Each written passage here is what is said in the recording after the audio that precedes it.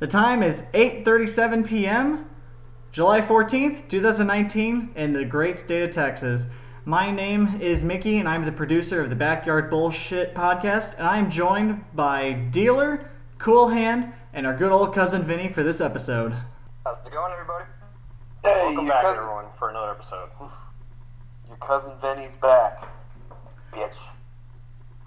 Alright, well, enough with insulting our own audience. How about this supposed insult of the entire Major League Baseball, that is, the automated strike zone? I know one of our co-hosts has some strong opinions on this matter, so let's just get into it.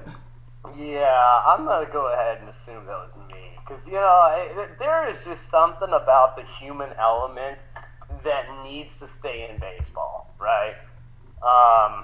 And I think that really leads to a robot umpire, for instance, wouldn't know to kind of keep it as a gentleman's game, right? So if a pitcher goes up there and he walks the first two batters, nowhere close, missing the strike zone, low, inside, out, just hasn't thrown it. He's thrown 8 balls in a row. And then let's say first pitch up to the third batter, he nibbles the corner, outside corner, boom, that's a strike. No, that wasn't a strike. That guy got lucky, and this robot ump is going to give it to him as a strike. That's something that would not happen with a human behind the plate. It just, I believe they need to get the call right every time. However, there's a certain element to the game that this needs to be done by, like what you were saying, Dealer, that's all right. And then there's just, this is a human game, all right? There's emotions, there's impact, you got to be able to see the pitcher's mood, How are you going to control a pitcher on the mound if he's not getting the calls that he wants? Are they always going to take the computer stuff? I doubt it. And so they're just going to get frustrated, and they're not really going to be able to voice their opinion anymore. And some of the best things I love about baseball is when a pitcher really starts getting on and up about not getting strikes. Okay, I have a question before I state my opinion here. So in the robot ump world, does that mean, obviously the balls and strikes are going to be called by the robot strike zone, but that doesn't mean there's no umps on the field, right? The umps will still be on the field to make calls such as base tags and things like that, correct? Correct. The umpire is actually still behind home plate still, too. Okay, so he just no longer has the final call on balls and strikes. He's just going to get a little indicator that's going to show up every time it goes through the automated strike zone? He's actually behind the plate, and he gets a little thing that vibrates to signal strike or a certain feeling for each one, ball or strike. And it's kind of there to aid his discretion. But the curveball here was they said, try and listen to the robot. Don't make your own calls as much as you can. Try and wait for the call there. So let the robot make the call. But yeah, go ahead, sorry. Wow. All right, so I'm going to be controversial here. I'm pro robot ump. I'm pro robot ump because I understand the scenario you're painting of, you just played it out. I think that scenario happens less often than an ump making a bad call. And part 2 to this is I'm kind of sick of the umpires a little bit. I'm kind of sick of the umpires union. The guys like Angel Hernandez and the man, I'm just kind of sick of the whiny umps throw people out and the game is just at their mercy, and especially if they're still going to be on the field, like you're not totally replacing them altogether. They're still going to be there. They still have to make calls at the plate.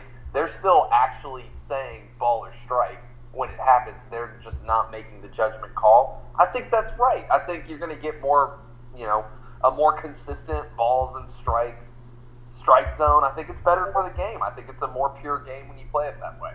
So I'm going to be the controversial guy, I guess. Yeah, I'm pretty on the fence here.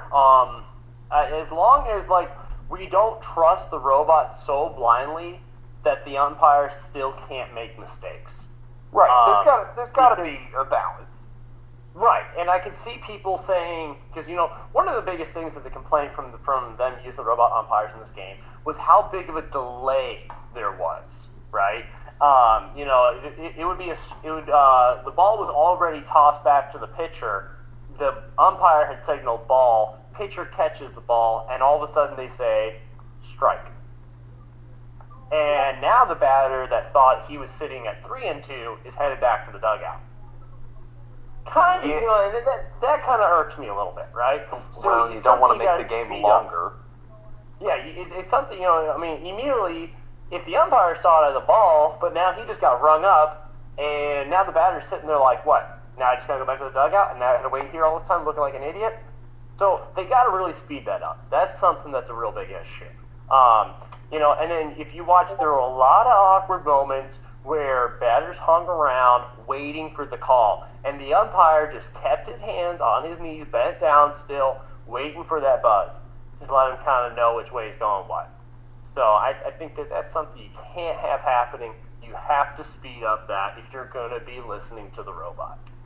Well, and they'll figure that out. They'll do some experimentations and figure out what's the best way to get it done.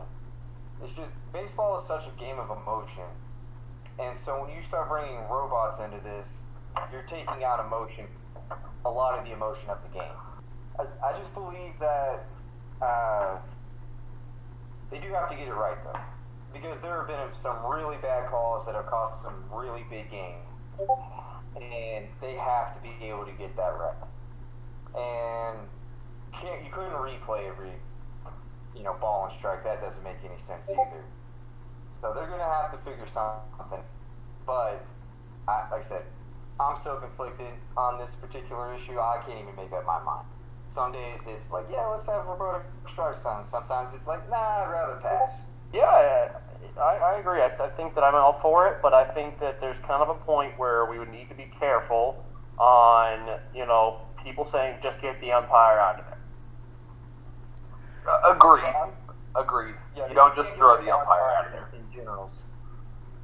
But one of the more exciting plays is when, so you have a big strikeout and the umpire does the big, you're out.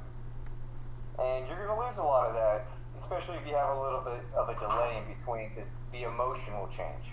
Yeah. I think the delay is something that can't happen, for sure. Baseball's made a concerted effort in the last several years to speed up the game as it is, because just the audience and everything. Baseball's trying to move towards a faster game with pitch clocks and limited mound visits and things like that. So if there's going to be a delay with the robot ump, that's got to get figured out. But if you get it right every time with the robot ump, I'm curious to see eventually when they have enough data to say, look, the robot ump was 25% more accurate than the human ump, which I don't know if they have that or not yet. Maybe that's how ignorant I am to the issue. But yeah, I'm not exactly sure, but I think when the data comes out, that'll be something we're going to have to look at. And, I think that one of the things that if there is a delay and the umpire decides, hey, we're going to have to make a fast call here because the game's speeding up because of rain, is inbound, or it's lightly raining, or, it's just one of those bang-bang plays, where we're running here and, strike coming out, throw them out plays, where a strike comes in and you throw it down to second, runner's safe. Well, was that strike 3 or was that ball, ball 2, and the runner can keep running around? You would need to make an instant decision there. You can't be waiting on the robot umpire. So that's just an example I see there. Do we know if the robotic strike zone, the robot ump, do we know if the technology is susceptible to cyber attacks or maybe hacking? Maybe a nefarious ne'er-do-weller could maybe exploit that for their own nefarious purposes? What a scandal that would be. Oh, yeah. I'm yeah, sure that's a really good figure question. it out. I mean, I'm sure the thing about hackers is they're always a step ahead, so I'm sure that you can get into the system, but it's just I wouldn't be too worried about it. Because they'll put up as many blocks as they can to try to prevent that. Yeah, they're going to have to keep working at that because I could definitely see that being a thing. Especially with the increasing prominence of sports betting. You just know that someone is going to try to take advantage of that just so they can make a quick buck. The only thing I could think of maybe they could do is like closed circuit. I honestly believe that will be a major thing, especially if that we head into sports betting. The robot umpire will definitely take off. Look, Bill Belichick's not in baseball. We don't have to worry about this as much. Yeah. I don't know, man. I'm just picturing the scandal of the hackers who break into the system and cost somebody the ALCS because of a baller strike. Sounds like something out of a movie. Yeah, I mean, if you're sitting there and you got your little Texas Rangers tablet sitting in your lap, and you decide to wager, $25 on the Mike Minor strikeout about to occur, and the umpire blows the call, gives him ball 4. You're wondering, hey, is this umpire betting in the game too, or is his wife sitting at home Going all betting on Donahue on it. Yeah. So we will monitor the robotic umps and see if this is just a fad or if this will in fact replace the ball and strikes zone. In the meantime, something that is certainly not a fad, in fact it's actually a yearly occurrence, is the MLB All-Star game. Now, I want to ask you guys, are there any players here on each national and American team rosters that you believe was either snubbed, didn't deserve to be there, or do you think every move was accurate and this was the best we could have gotten? I think that there was, obviously it's not the best we could have gotten, because one of the biggest problems of the All-Star game is that some of the best people don't play in it. Time and time again you see pitchers saying, it doesn't matter. It doesn't. My team needs me to pitch, right? The win on Sunday, being a starting pitcher on a Sunday game, means more to him than saving himself just to pitch in the All-Star game on Tuesday night. And for those people, that makes perfect sense. So for that, I understand. And point in case, Max Scherzer. It's an All-Star game without Max Scherzer. I have a hard time believing that we're getting the best quality All-Star game without seeing Max Scherzer step on the mound. I agree. My follow-up question would be, how does the league remedy this problem? You can't. You're not going to be able to ever legislate this out.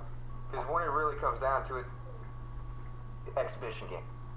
And now that it doesn't mean anything, your job is to your team. You get paid by the franchise that you work for, not Major League Baseball. This isn't Major League Soccer that they actually pay their players. And so your responsibility is to make sure that your team makes the playoffs, goes to the World Series and all these kind of things, go in and pitch for an inning. I agree, it does hurt the All-Star game that these guys can't play. And I would love to see these guys. But in the grand scheme of things, it's in the best interest of the player, even himself, especially with my older guys. I'd almost rather them not make the All-Star team and rest up for 3 days instead of going and doing home run derbies and all these things, all these photo shoots, and not really getting any rest during that time, maybe on Wednesday. And so I've also never been a big fan of the All-Star game. I think you shouldn't reward people for only a half a season of good. I feel like the All-Star game should happen at the end of the year. I know why they don't do that. But if it's going to be mailed in anyways, why not do it after the World Series? I've got a question for the group. Do you think the state of all-star games in general is not great? like the Pro Bowl isn't overly watched. The MLB All-Star game is one of the more highly rated ones. Do you think MLB's All-Star game is better than like what the NBA does, what the NFL does? It's on a higher scale. Do you think they could do more with it? Or do you think the All-Star game in general is just a dying thing? Well, it's Yeah. both for me. Like, ever since Pete Rose ran through Ray Fosse, All-Star games have gone further and further and downhill. Part of the reason why the Major League Baseball one has all the pizzazz and all the is the history. You know, it's the first All-Star game. You know, they've been playing it for so long. You know, being an All-Star is a big deal. But that's only in baseball. Everywhere else, you know, it felt like the All-Stars games were forced. Because, you know, they used to play 2 All-Star games in Major League Baseball. They used to play one in the middle of the year, and they used to play one at the end of the year. But they That's switched too it much. just the middle of the year. That's too much. That's too much All-Star game. Yeah, I don't know. I think that I'm going to lean on the half that the All-Star game is a thing that's on its way out, and rightfully so. Because I didn't like how the All-Star game was tied to the World Series. I thought that was a complete and utter sham. With the home field advantage. With the home field advantage, exactly. I agree. 100% agree with you. It's crap. Because, you know, I think we can all remember back to the All-Star game when the Royals, basically, their entire starting lineup was elected as All-Stars. And congratulations, now, you know, you worked all season long, but because the Royals showed up to the All-Star game and they decided not to have a good game, and the fans wanted all Royals, well, and they lost, you know, now you're not getting home field advantage, even though the Royals had nothing to do with what your team did. The fans had nothing to do with your team's success. It was all you, and the Royals screwed it up. So that's kind of my point of view. I'm really glad that the All-Star game does not connect that anymore. So in a case, that is a nail in the coffin. Whenever it has nothing to do with your team success or connected directly to your team, it's a negative thing, right? It's certainly getting elected to the All-Star game is a boost of money for some people.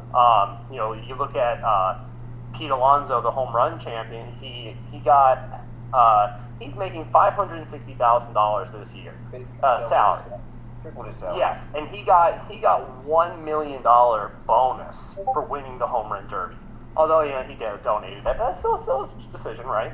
In the day. So, I mean, I could see this being more appreciated by younger players. I've really liked seeing the MLB Futures game, but I would love to see an All-Star game kind of trend in the direction of a rookies game, or, you know, like kind of like a goodbye game for certain veterans, right? But I don't want to see my best player out there throwing as hard as he can, you know, 99, 100 miles an hour, in a game that doesn't matter when he should be resting. Exactly. That's kind of my issue is, you know, especially like when Adrian Beltre would make the All-Star team. No, he has a bad hammy. He needs to be at home resting his hammy, not, you know, going and playing in this game and doing all the other crazy stuff. It's absolutely. And if you want someone like Nasuni Jr. or someone else, you know, the rise of Vlad Guerrero, if you want those kind of young people, young stars, to kind of rise up, I like watching Vlad Jr. I think that's great. If the kids who aren't making a lot of money say, you know, I want to be part of something bigger, I want the chance to play an All-Star game, okay, sure. How about this? Only rookies can play. Or people with 2 years or less of service time. Call it, you know, MLB Futures game, and then we have just change the Futures game to a Prospects game. And that way, it's the people who are young stars can really come on the national stage, and people would actually pay more attention to them. Well, and pay these guys too. Give them a bonus for making the All-Star team. That would be cool. A top 50 prospect game. Do they already have that? They have something similar, and it's called the Futures game, and that exists for like low A rookie ball players. Okay, so you're not really getting. I mean, the true next 50 guys that are going to be studs in baseball. No, you're getting might be has a little bit higher chance. You probably got like a 6 out of 10 chance of making the playoffs. Maybe making the MLB The Show. You might be making like 5 out of 10 chance, but you're not like the guy who's knocked on the door or the guy who snuck in. Like because obviously you don't want to snub somebody who if you say, hey, it's going to be a 50 prospects game, and this guy gets called up a week before that game, come on, you got to let him in, right? Or you say, well, you got to the show, too bad. No, I think that it'd be healthy for the sport to kind of look at the young and up-and-coming players who just arrived and are turning heads. So, I will say, as a very casual baseball fan, like, I'm not one who can just turn on Sunday night baseball between St. Louis and Cleveland or whatever. I watch my Rangers, but as far as All-Star games go, I think the Major League Baseball one is the easiest one to watch because it looks the most like the real thing to me. Like when you watch the Pro Bowl, it looks like those guys are playing touch football. It's comical. When you watch the NBA All-Star game, they're scoring 189 points and laughing. Like it's not real basketball. Right. But when you watch Major League Baseball's All-Star game, it's baseball. It's baseball. There's not a ton to it, and as far as like ways for them to trick it up or slack off or this and that, it's usually a kind of competitive game. I mean, this year was competitive, and so as far as All-Star games go, I think baseball's is the closest to the real thing, if that makes sense. Mm-hmm. No, definitely. Yeah, I completely agree with you on that one. Good call there. And that probably contributes to a little bit more of the popularity of it compared to the other All-Star games. Yeah, okay, It so looks more like... I'm going to throw a part 2 to my question at you. Home run derby or slam dunk competition / 3-point competition? I don't know. I would say the slam dunk competition is fading. It's becoming more and more of a well, It can you used to dunk? be really Okay. cool. It used to be I Jordan agree. doing crazy stuff. And Well, now they it's used to not. be able to It seems pretty common. They used to be able to do stuff that's new. Like, you could only dunk the ball so many ways before it become, Yeah. you just jump higher, or he, jump from a little bit further than the free throw line. Hell, eventually someone's going to be able to do it from the 3-point line, which would be net. But I would probably go with the home run derby. Because the 3-point contest is actually that's actually fun to watch. But it also, the home run derby ruins. Josh Hamilton was never the same after that home run derby. So that Josh would be my Hamilton had concern. his demons. Josh Yeah, Hamilton he was is. sneaking in the bathroom and doing cocaine and having sex with girls at bars while his wife was across the street. Like, you're right though. He was never the same. His swing was never the same after that home run derby. But that's just kind of tough to say though. I don't know about that because he did It not also come might back be the 6 same. of one, half a dozen with the other. That's true. I don't know. I don't know because the very next year he comes back, puts up a 285 batting average, 577.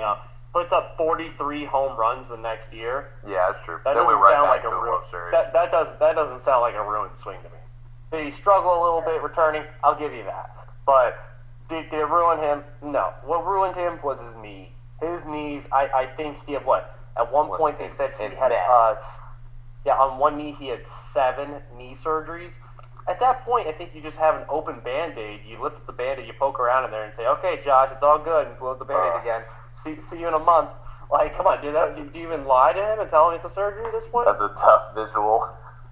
I mean,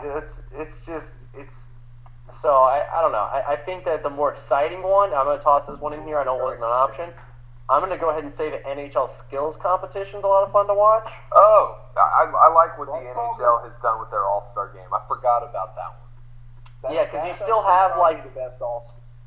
I wouldn't say the Yeah. best All-Star game, but the best All-Star skills competition. Yeah, best All-Star Yeah, game. you still got the game. It still looks like a game a little bit, but then the 3-on-3 is skills cool, competition. Yeah, but the skills competition, man, I watched that. You know, it's cool to watch the fastest skater, the hardest slap shot, those kind of things. Can you make this shot? Can you do the trick shot? You know, with the exploding puck in the Superman cape. I think those are really cool. It's quirky, and it's creative. It gets to have a little bit of fun with the players. I'm all for that. I agree. It's by far the best skills competition for sure. I mean, I'm gonna have to be honest. I think the 3-point's my favorite, but the home run derby and the 3-point are tied. I love the home run derby to this day. I loved watching Vlad Guerrero Jr. this year. Josh Hamilton's, I mean, is one of the more memorable sports memories I have of my youth, as it should be. It was an amazing moment. I like the purity of it. I don't know. There's something about the home run derby and the MLB All-Star game. I'm as a totally casual fan, I'm going to say I think it's the best All-Star experience. And we will see if the All-Star game in Major League Baseball continues to decline, or maybe it will improve. Maybe someone in the Major League Baseball executive boardroom is listening to this very podcast and wants to implement our changes. Wink, wink, nudge, nudge. In the Hire meantime, me. yes, we would all like jobs, please. Please. Please. I will clean the shitter. And with the All-Star game behind us, a lot of teams are going to make their final playoff pushes, which means we got some trade rumors going around. Now, the big one for us here, Texas Rangers fans, is the possibility of the pitcher Trevor Bauer coming down to Globe Life Park in exchange for more than likely some of our offensive guns, which have carried us this far. Dealer, are there any huge trade rumors that you think might actually hold some weight, or do you think, it's all smoke and mirrors at this point? Yeah, I don't know. I think that we're going to have to look for exactly a Cole Hamels type deal for us to get involved in a pitcher. We're not going to buy anybody that is going to be a free agent and walk away from our team at the end of this year. That's just not it's not where we're at. We entered this year saying this is going to be a rebuilding year. No one thought we'd be talking about chasing, we're 2 games out of a wild card. No one thought that we're going to be talking about chasing a playoff spot. Nobody thought that was going to happen. So I think you just kind of got to take a step back, say this is where our organization was at the start. Is it going to be healthy? Moving into next year? Yeah, it's going to get even better. But is it healthy to take away people from it before it's ready? And it's not. The answer is no. So, going for someone like a Madison Bumgarner or Marcus Stroman, not a good option. Those are going to absolutely wipe out your prospect bank. Because they're going to want a pitcher right back. They're going to say, look, we're giving you, World Series MVP for this.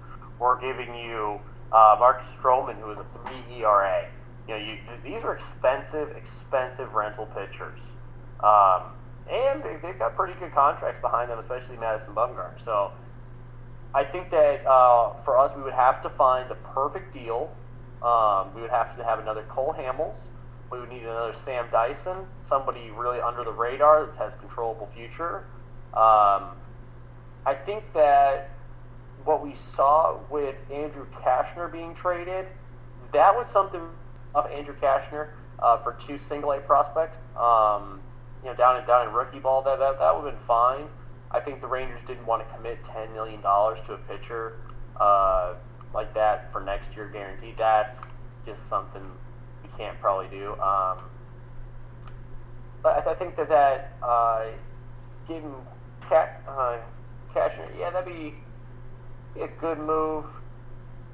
It's not the right move for us. We need to find someone that's controllable. And that's going to cost a lot. So you're making it sound like the Rangers are only going to make a trade in helps of their playoff push if the deal is absolutely perfect.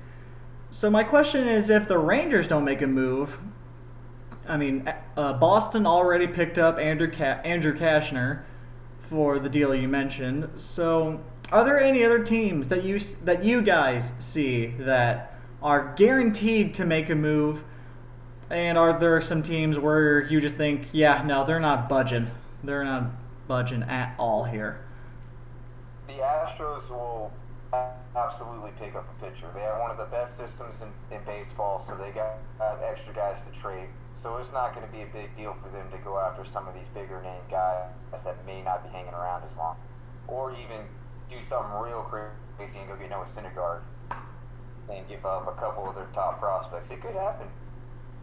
And so the Astros will make a big time pitching move.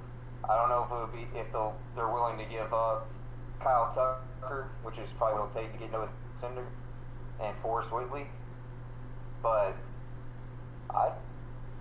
they'll definitely do something. I just not 100% sure who exactly it's going to be. Yeah, I think that the Astros, they're definitely going to make a move here. If you listen to the fan base says starting pitcher. Honestly, they're not in a bad spot to ride out the division. The division is not strong enough to overtake them. The Oakland A's just went and got Homer Bailey. That scares nobody. That was a cheap pickup. Homer Bailey, I mean, that's not, honestly, if you said he's starting in a playoff game, no one's going to get scared. He's got a funny name, too. I never want my pitcher to be named Homer. That's for sure. Don't. Yeah, man, poor bastard. I think that if you look at the people who have to make moves, but I'm hoping that they do. I think that they have to make a move. I'm not sure they will. I don't want to say that because the Indians are very, very cheap. But I think that the Indians are a team that has to make a move. They're only a few games out of the wild card. They can still make a lot of moves and shakes there. The Twins are not going to be a veteran solidified team for the league there. Certainly they can run with the division. I don't think it's guaranteed. I think the Twins can definitely fall apart still here. A lot of bigger teams that they still have to face. So it's not a slam dunk for the Twins to get the division. If the Indians went ahead, pushed ahead, got a good bat, that would help out the Indians so much. Maybe just the Smoke would be a cheap purchase. I'm not exactly sure if that's a good fit for him, but I would definitely go with a bat. Would be the first one. That might honestly help them. We know that the Red Sox, if Chris Sale does not fix whatever he's going through, their season's toast. Chris Sale is having a terrible year, and you can't say that they're going to go into the playoffs and be World Series contenders without Chris Sale and he's hurt right now. You signed a 5-year extension. I don't know if you can help me out with that name. I shall look it up right now. It starts with an E. All right. Well, anyway. Eduardo Rodriguez? No, not E-Rod. Rodriguez. Either way, and he's coming back, and they said, he doesn't have enough time to go back to being a starter, so they're just going to put him as the closer. And I think that, you really need starting pitching depth. You need those kind of people. It'd be nice to see him throw 100. If he can bump it up again, we know he can. He was really phenomenal during the World Series, but they're hurting. Yankees, oh man, the Yankees are just talent loaded. If they can go for another starting pitcher, they are amazing. We've heard talks where they're trying to go for Minor. We've heard rumblings of that. Minor or Lance Lynn. If the Rangers flip both of them, it's kind of a step in the back, a step backwards. To me, I'd rather keep Lance Lynn and Mike Minor, even though as they age, and let them be veteran guides to our young pitchers coming up? Well, and a lot we'll know over the next couple weeks as we get closer to the deadline. The Rangers, they're playing basically everybody they need.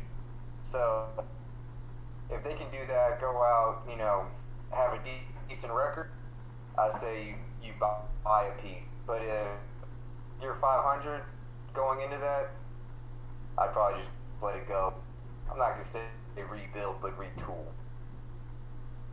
And bring in some younger talent with some bigger arms. Now, Dealer, was this Boston player you were referring to earlier Nathan Eovaldi? Absolutely. Thank you for that. I knew it started with an E. I was just... Uvalde. Brain abandoned me. That had one really good year and got overpaid. Yeah, and he weathered the storm in Miami, which didn't look that good for how much of a pitcher's park Miami is. Well, even though Miami's a great place, it's been a hell of a depressing place to play baseball the last, 16 years. Absolutely, and I think Don Mattingly is to blame for 6 of those years. No, I'm just... That's how you really feel. Well, trim those sideburns, Mattingly. Trim those sideburns.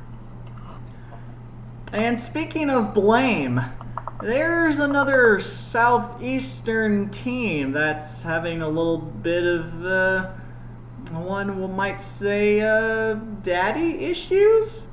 Dealer, why don't you enlighten us on what exactly is going on within the Tampa Bay Rays organization at the moment? Yeah, so the Tampa Bay Rays are in a terrible, terrible position where they have been blessed by an amazing front office. And even though they have one of the most stringent budgets in all of baseball, they have super geniuses working in their front office, I swear. Because for being a budget dweller team, they're still competing with the giants of the Boston Red Sox and the New York Yankees. They're making the up-and-coming Toronto Blue Jays still look terrible. They're marching through the league, and they're just dominating as a team on a budget. And it's hilarious. So as a fan, you'd say, wow, that's great. I want to go to a game. I want to watch this happen. But then you realize that the Tampa Bay Rays don't play in Tampa.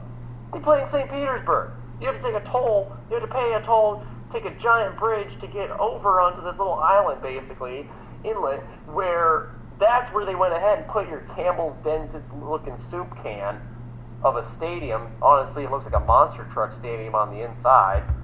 And you finally get there, and tickets to go see a Rays game are 15% more expensive than Marlins games. What? What's going on here? It's like they're trying to put as many hurdles in the fans' way as possible.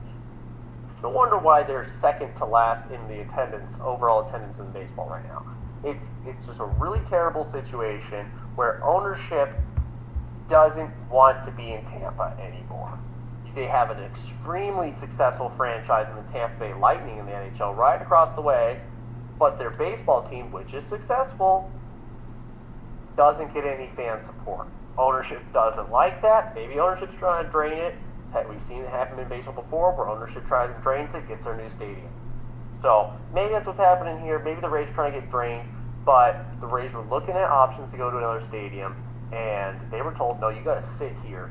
In your contract, you stay here. So they found a loophole saying, if we stay here, it doesn't have to say for how long we have to stay here. Montreal offered up Olympic Stadium, which is a dump of a stadium also. But it has a healthy fan base. And it actually has a healthy fan base, though. So the suggestion was purely speculation, non-front office, and it was asked if it could work, and MLB said yes, it could work, but, and the question was, can you start the season in the first half in Tampa Bay, and can you have your second half in Montreal? Playoffs would never come to Tampa. MLB said, huge but. Basically, come in, let's have a walk, let's talk about this. Tampa Bay walked out of that meeting, didn't really tell anybody what happened, but the overall thing was no. And I think one of the biggest things that you can hammer home is that's terrible for the sport. What do you call it? The Tampa Bay Montreal X-rays? Yes, the X-rays. The X-rays. I mean, take the Expos and make the race together. You get the X-rays. Well, I feel and bad for the that's fans race, of too. Tampa Bay. Yeah. So, I actually have personal experience dealing with the Tampa Bay Rays. I'll give you guys the details off air. I'm not allowed to put it out in public. But that organization is a nightmare to deal with. Sounds illegal. They also, when I was dealing with them, there is a just to come talk to them about breaking their lease. It's $10 million just to talk to them about breaking the lease. Just even to open the door.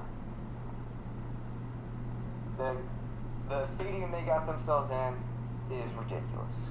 They're in a bad stadium with a terrible stadium contract, and it's an absolute joke. They don't sell out playoff games. They've been one of the best teams over the last decade or so since they went to the World Series. But they're screwed. They just need to move to Montreal or get a new stadium in Tampa, whichever. But one thing they will do, a lot of this Montreal talk is just hubbub. They're really interested. What they're really trying to do is play Montreal against Tampa and try to get Tampa to build a new stadium. That's what's going on. They're not going to move to Montreal. They're going to get a new stadium in Tampa. If that doesn't happen, then they'll go to Montreal. But I just don't see it happening. So which is the more likely scenario? Tampa Bay gets a new stadium or they move to the Great White North? Montreal. Really? That's just my Everything I've heard is exactly that. They are not getting out of that stadium contract. Which is terrible. That stadium's a dump. It is. It is. And it's I so think that far the only away. way. And it's, Yeah, I think that the only way that Tampa keeps their team is new ownership and new stadium. That's what it has to boil down to. You have to see a collapse of the Tampa Bay Rays and somebody step in and say, I'm going to be the guy to keep it here, and this is how. Because what they're in now... There has to be an owner investment in the stadium. The owner will have to contribute a fair percentage of that stadium budget. They're not going to be able to just to get the city to pay for it. If they could get the city to pay for it, they'd already done it. Absolutely. So I feel like it's Montreal, because it's kind of like what Miami did with San Antonio as well, was they basically said, well, we'll just move to San Antonio. They're ready for us right now. We'll go there today. And they're like, okay, we'll build you a new stadium. Mm-hmm. Yeah, I think that's what it's not a healthy situation. There's plenty of cities that are chomping at the bit to get their own MLB team. You know, the MLB commissioner says we're not going to go ahead and talk about expanding to any new cities until Oakland and Tampa gets figured out. But with how eager that the list looks right now, Nashville, Charlotte, Austin, you got Mexico chomping on the bit right now. Puerto Rico really wants one. Montreal, Portland, Vegas. So many teams, so many cities are just really hungry to get into the MLB. And, I think where the proper next team would be is time for another debate. But I think that it puts even more pressure on the Tampa Bay Rays to get it figured out and fast, because starving your fan base while putting out a talented product on the field is not going to get you the right answer. It's embarrassing. It's embarrassing. If I'm Major League Baseball, I'm embarrassed by the situation. the fact that you have this team that has been so good for so long, doing it through, nickel and diming just the heck out of everything, and they still can't get 10,000 fans to show up to a game. They get as many fans as the minor league team in Tampa for the Yankees as they get for the Rays. The team right across from the Rays, the Miami Marlins, are averaging 9,000 fans a game. Tampa Bay, not being able to even brag here, is at a measly 15,000 fans. That is horrible to say that a team that is firmly in the wild card hunt, perhaps even division hunt, is only trickling in 15,000 fans. Now you can go ahead and say the Tampa Bay Rays going cashless could be a problem. Yeah, I can see that because primarily you do have, baseball fans tend to be a little bit older, and older fans typically don't know how to work it, where, you can't bring cash to the ballpark. I completely see that. That would definitely turn me off if I was a Classic fan. They're just making it harder for fans to come and enjoy the game. LSU averages 1,000 more fans a game than the Miami Marlins do. LSU baseball's fun. Oh yeah, I hear it's amazing to go to, but the fact that a college team outsells a Major League Baseball team is unfathomable. It's because some nights LSU's team could probably beat the Marlins.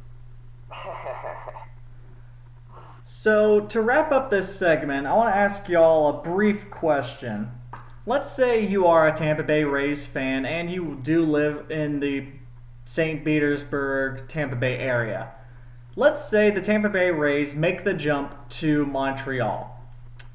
If you're a Rays fan, do you join the team in Montreal or do you jump ship and go to the Marlins? I become a Braves fan. Yeah. Probably just watch the Buccaneers, right, and the Lightning, right? Yeah. I guess we're all in on hockey and football now. Whenever St. Louis lost their team, a lot of people drifted away, and they said they're not really that interested in football anymore, right? It loses a big majority. Having a team in that city does drive fans in the market. And without that team being there, you slowly stop producing fans for that sport.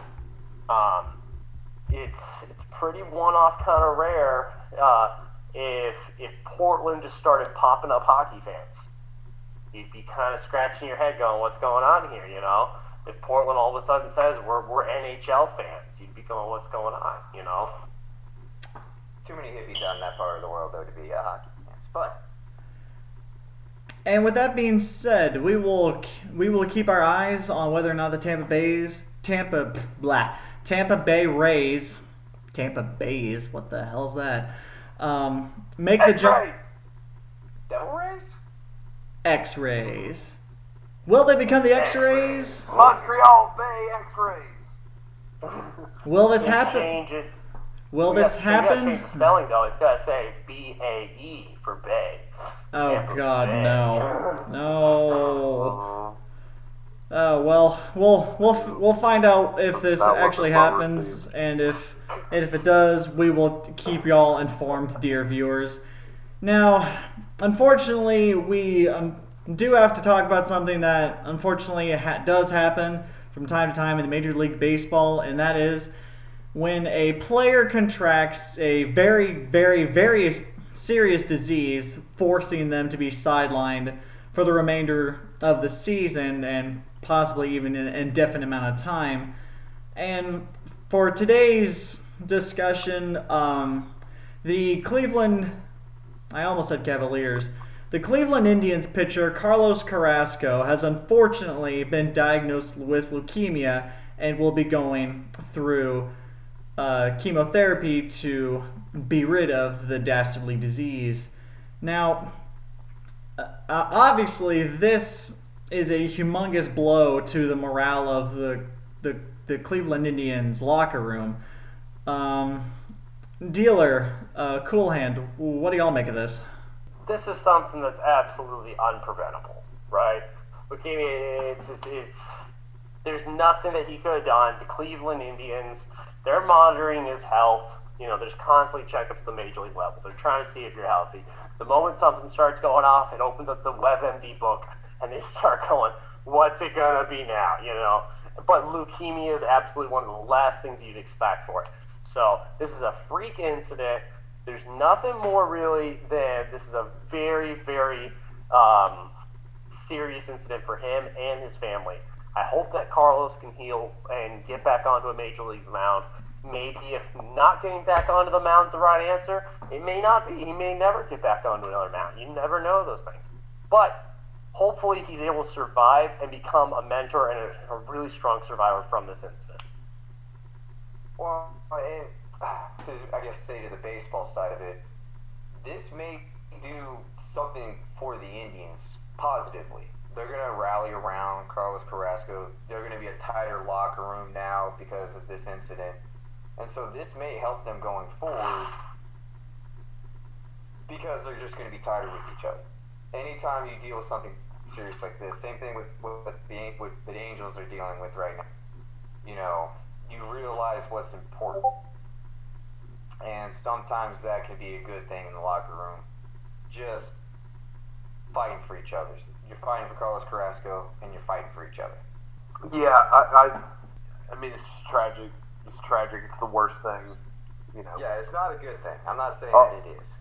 No, I just speedy recovery to him, regardless if he gets back up on the mound or not. And I'm sure Cleveland will be a class organization and support him as he recovers. And all of us here at the Backyard Bullshit podcast are rooting for Carlos Carrasco to pull through and to hopefully one day take up the baseball pitcher's mound once again. And unfortunately, we do have to continue on dour news as baseball, while Carlos Carrasco has been diagnosed with a life-threatening disease, Major League Baseball actually lost one of its active players during the season, with Tyler Skaggs of the Los Angeles Angels unexpectedly passing away during a road trip to our very own Texas Rangers at the age of 27. And from what we've seen of the police reports, the cause of death has yet to be determined, but it's looking like they're going to release it around October. And you guys mentioned earlier about a team rallying around Carrasco. I mean, talk about what the Anaheim Angels did for Tyler Skaggs. I mean, just a few days ago, they all wore the number 45, and they had a blowout victory against their opponent. I believe it was the Mariners. I could be wrong. But you want to talk about coming together as a team. That is coming together. No-hitter. Yeah. It was a no-hitter, too? Yeah. It was a combined no-hitter. On the day they honored him. Wow, that's... It's really a team move right there to see them come together like that. I think that Mike Trout really put the team on his back lately. With 8 home runs in 7 games and 18 RBIs, this guy just turned into a hitting machine. I'd be afraid to even pitch to him. We have seen these shades earlier this year. I'm not saying that this is the thing that's causing Mike Trout to go off, but if you really wanted to wake up Mike Trout, that's how you wake up Mike Trout. And, it's one of those things where right now you can't walk him. You really can't because of the tragedy that happened. Nobody wants to come out there on a ceremonial game and see the team's best hitter get walked repeatedly. That's just not something that's going to happen, right? You got to pitch to him. Props to the Mariners, whoever had to get on the mound and throw to Mike Trout. That man was just swinging with a vengeance. Some of those pitches were really good major league pitches. He punched them. Some of them weren't. Some were really terrible pitches. It's Mike Trout. It's going to happen regardless. Maybe Mike Leake said, you know what, here it is. Here's a 90-mile-an-hour beach ball in the middle of the plate. Enjoy this one. He parks it up close to 450 feet away in the outfield. That might have happened. But regardless of what happened there, I think that this is a serious incident for the Los Angeles Angels, losing Skaggs. Skaggs is a really talented pitcher. I think that their rotation depended on him a lot. It's in shambles right now. It was already in shambles. It just got even worse.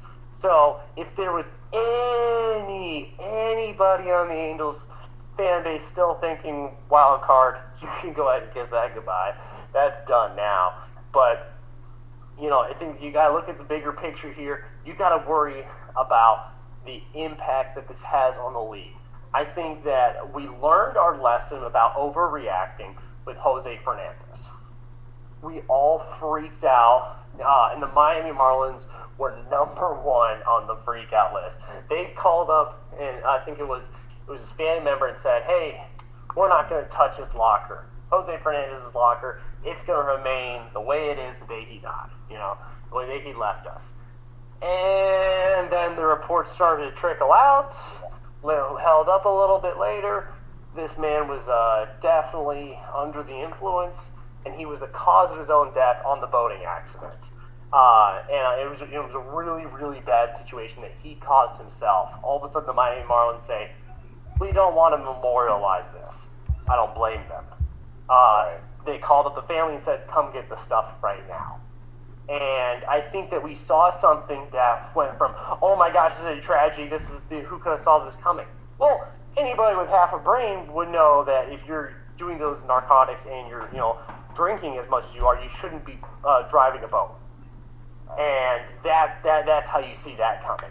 Now, I'm not saying this is the case with Skaggs at night too. I'm not saying this is the case with Skaggs, but for South Lake Police Department to come out immediately and say there is no foul play suspected right away, and then everyone say, "Okay, so what killed him?" And they said, "We'll release it closer to the World Series." That is questionable. And I think that the team is walking the line of this could be a really bad influence, and I'm not going to go ahead and insinuate anything here. But they are doing a great job of walking the line in case they get into another Jose Fernandez situation with Skaggs. I agree with you because, it was such weird circumstances how he died. It just happened. A 27-year-old healthy male who gets physicals a couple times a year, they couldn't see this coming. It feels very strange to me. Like, I feel terrible that he passed away, laying asleep in his hotel room. And I hope this turns out where it was just a freak heart incident or something like that. But the fact that they are taking so long to release the information is concerning. And maybe it's drug related, something like that. And hopefully it's not. Like I said, he was one of their better pitchers, but we'll just have to see. Because I just remember Miami losing their mind when Jose Fernandez lost. You had D. Gordon hitting that home run and just not even making it around the bases. And then it turned out he was coked up, drunk, driving as fast as he can go in a high-speed boat in the middle of the night. He's lucky he didn't kill anybody that wasn't on board his own. Pretty Miami. Let me ask. It's the most Miami thing of all time, but It's pretty Miami. Oh. Yeah, as far as Skaggs goes, his mom threw out that first pitch the other night, and you feel for his mom and his family, regardless of what happened. If it comes out he had a substance issue and that was what did this, if he had a heart issue, if he whatever, it's tragic that mom had to get that call that her 27-year-old son, who's a professional athlete, died in South Lake, Texas. And for the Angels to rally around it as much as they can, good for them for trying to get back into the field and trying to get some normality back into their lives. Because when you lose someone in your locker room like that, it's just, you just want to try to get back to normal as quick as you can. You want to try to move on and, not dwell in the sadness, because that's probably not what Tyler would want. He wouldn't want you to sit around and cry about it. So, a horrible situation, so tragic. I hope the Angels can rally around it. Regardless of what happened, you got to feel for his family. And all of us here at the backyard, well, all of us on this podcast wish the best for the Skaggs family, and we hope that the LA or Anaheim Angels locker room can somewhat recover their morale. But staying in the AL West, we're going to close tonight's show on a somewhat hopeful and maybe positive note with the Texas Rangers maybe going to the playoffs. Dealer, Coolhand, what are y'all's initial thoughts? Will they grab the wild card spot, or do you think the Rangers are setting us up for disappointment once again? I think that setting us up for disappointment is the wrong way to explain that. I think that, I think a better way to put it would be giving us hope for next year. We knew that this was going to be a rebuilding year. There's a lot of fans who was coming into this blind and say, wow, we're back, let's go, I'm ready to do this, last place, wild card team. I think that that's not what's going to happen here.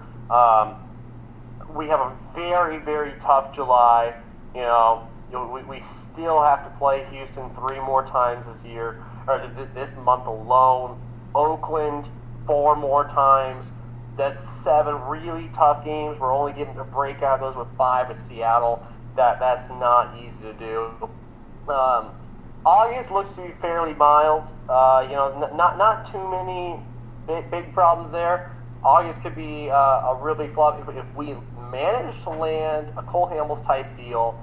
We will really take advantage of August and solidify our chance. But then, if we don't land a candidate, a lot of fans will say we should have, because August looks great for us. And then September will knock us down to earth. If we are a fringe candidate for a wild card and we don't have a solid third starter in September, we will get knocked down extremely hard, because we have the Yankees, we have the Tampa Bay Rays, we have the Oakland Athletics, we have the Astros, the Athletics, the Red Sox, and the Yankees all in the same month. There is nobody in September to help us except for Baltimore. And that will silence anybody who said we should have got somebody after that. So if I had to make the call, I would do nothing as a GM unless I get a really solid deal that does not hurt our future, our immediate future. It would have to be a very low people, single A guys, rookie ball guys. That's all I would trade. Very rarely would I trade in AAA. I would not trade any MLB talent-ready guys. And I think to get an impact player like a Bumgarner or Stroman, you'd have to trade that, and that's not something that I want, because I don't want to have Bumgarner on our team. I'd be fine with Stroman. So I'd probably be in the realm of a long-term guy here, and I just don't see that happening. So I'm going to go ahead and say we don't make the wild card. We're going to miss it. Probably sitting about, I would say, 4 games out of the second wild card. I hope I'm wrong. I hope we manage to get somebody. That's just saying if we don't get anybody. But if we do get a solid starter, we're definitely getting a wild card. All right, and I'm just gonna throw something out there real quick. My expert high-tech radio transmitter is about to die on me, and so Rangers, I think they keep this going. I love what the new manager has brought to the team, and I'm placing a bold claim that they make it all the way to the ALCS and lose to the Yankees. There it is, Vinny's hot take of the day. Guys, I gotta slip away. My radio's dying, but much love. Thanks for joining us, Cousin Vinny. So, for me, The one thing the Rangers are really going to benefit from is there's not a whole bunch of teams really competing for that last spot. That's going to help them a little bit, but I'm also concerned that Mike Minor's going to come back to earth a little bit. I'm not going to say he's going to completely fall off a cliff, but he's not going to be the 2.5 ERA guy that he was before the All-Star. He'll come back. He'll be like a 3.25, 3.5 kind of guy, and we can out hit just about. Rangers can hit flat out, and they lose a lot of games scoring 10 runs. But they don't have the pitching talent to compete. Even if they go out, unless they go out and get like some crazy piece, which I don't want them to do. But unless they go out and get some like high-end pitcher, I mean, you're gonna face the Rays in the wild card anyways, even if you do get the second spot. And if Mike Minor comes back to earth, they're gonna be throwing, a way better pitcher out there than what the Rangers can do. And so I don't see them making the playoffs anyways. If you can get a ridiculous offer for Mike Minor while his value is at its peak, I say you take it. Go ahead and start looking forward to next year. And if you stick around, great. But if not, hey, they showed this year that they can hang with the rest of them if they can get the pitching they need. And they're working on that. They're developing some for a change. That's what's really killed the Rangers. They haven't developed around pitching. And we'll just see. We'll see what happens. But I don't think they make the playoffs, and I don't think it's a prudent move to give up, especially any of their higher end to bring in anybody in for the playoff. Yeah, I agree. I think that playoff push, a lot of people throw around Matt Boyd. That is just way too expensive of a starting pitcher for us to go get. We would have to rob the Tigers on that. He comes with 3 more years of control after this year. Yeah. That's an unreasonable purchase for a team that's a fringe contender right now in a rebuilding year. Cheap years too. Not even just 3 years, 3 cheap years. 3 right. Arbitration years. The one thing that I would say that brings us value about Mike Minor, even though he's 31, he still has another year after this year. Very cheap, affordable, $9 million. I mean, we look like geniuses in that deal, but $9 million next year, that could reel us in. It's extremely affordable. I think that it will put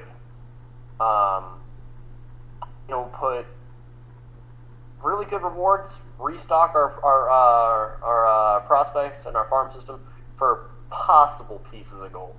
But like I said, next year, if you have Palumbo and Hearn come into the rotation as we're expecting, instead of scouts sitting down every day to pick apart Hearn and Palumbo, they're going to be focused on Lynn and Minor, which is extremely valuable to protect your young aces. They're not going to burst onto the scene and just throw in their gas. I mean, obviously Hearn's got his lefty power magic in the high 90s. Hopefully he comes back. But it's something you want to do is where you give him a year where he feels like he's the 4th or 5th starter and doesn't have to be the ace. Right. And I don't see Lynn going anywhere. He's had a good year, but he's got too many years under control. He signed a 3-year deal, right? Yeah. So they still got a couple years under control. But if someone comes at you with Mike Minor, I would love for him to stick around. I would love for the Rangers to continue towards the playoff push, especially in the next year.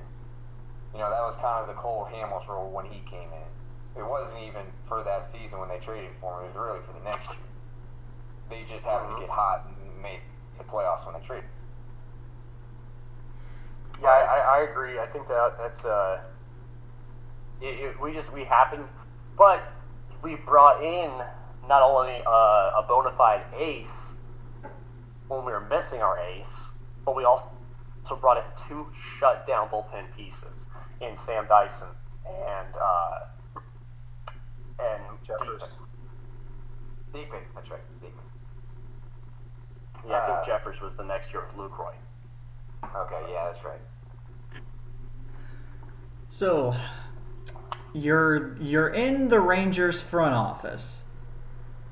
It sounds like the smart move would be to just hold on to your chess pieces and make the proper moves for next season to make an actual playoff push.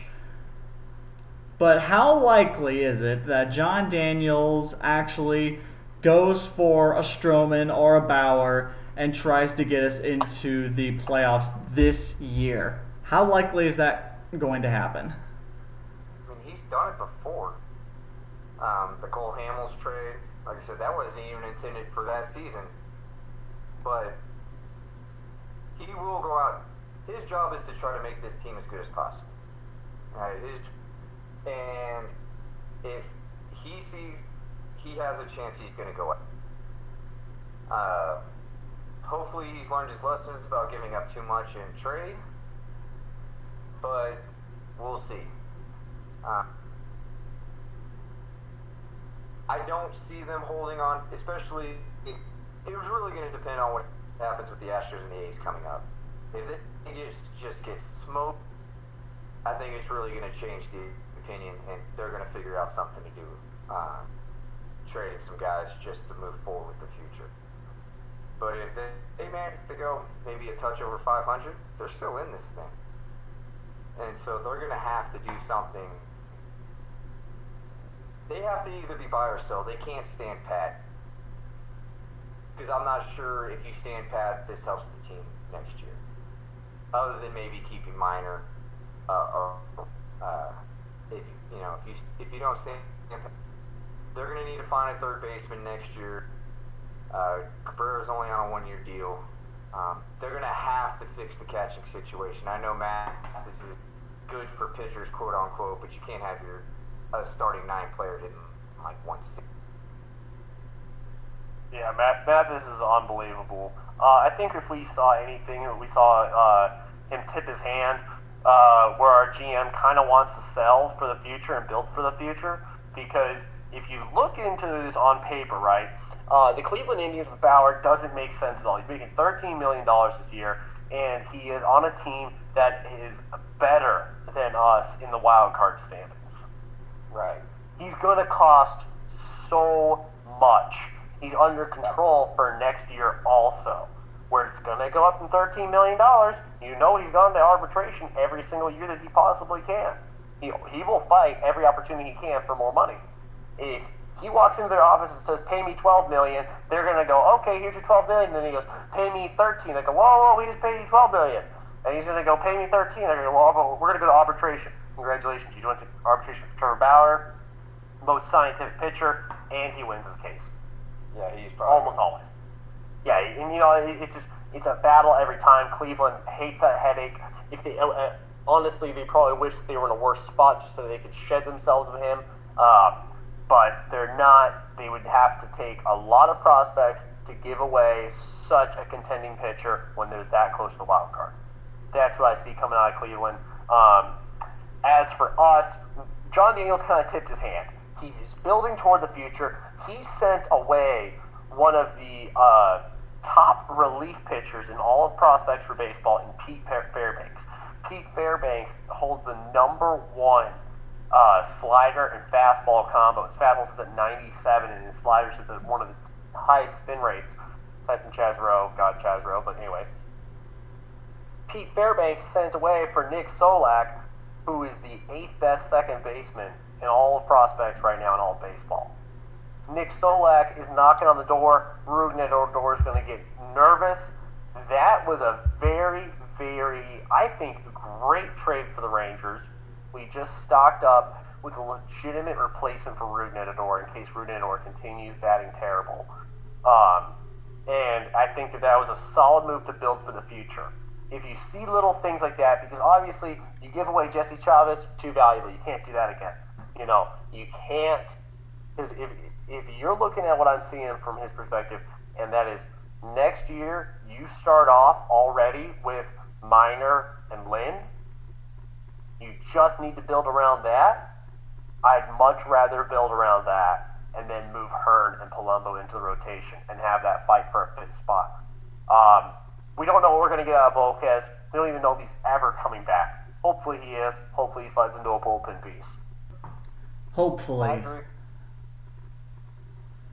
Hopefully. How many times have us as Ranger fans said that about anything the Rangers did after 2011? Well, folks, will the Rangers make the postseason? Will they make an important trade? Find out soon. But find out sooner on the next episode of the Backyard Bullshit Podcast. That is going to be it for us. My name is Mickey, and I am joined here with Dealer and Coolhand. Y'all stay great. I'm cashing out. Thanks for listening, guys. Thank you all for listening to this exclusive baseball episode of the show, and we'll talk to you again soon. Take care.